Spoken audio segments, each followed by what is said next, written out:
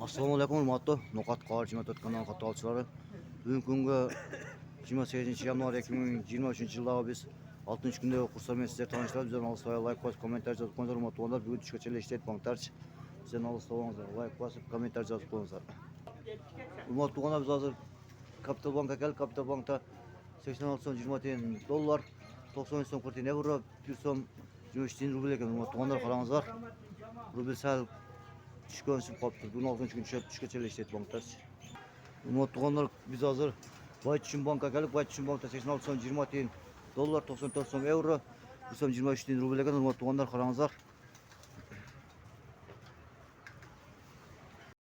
Урматтуулар, мына акча алмашуу жайга келдик. Бул жерде 86 сом 20 тиын доллар, 1 сом 22 тиын рубль, казак теңгеси 0,13 тиын, өзбек сумунун 0,75 тиын деген караңыздар.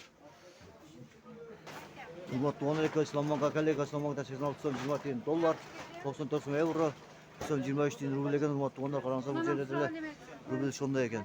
Бул жерде рубль сәл кымбатыраак екен. Караңыздар, урматтуулар, доллар 86 сом 20 тиын, евро 94 сом, рубль болсо 1,2 31 екен. Караңыздар, 1231 сом пул болот екен бул жердечи.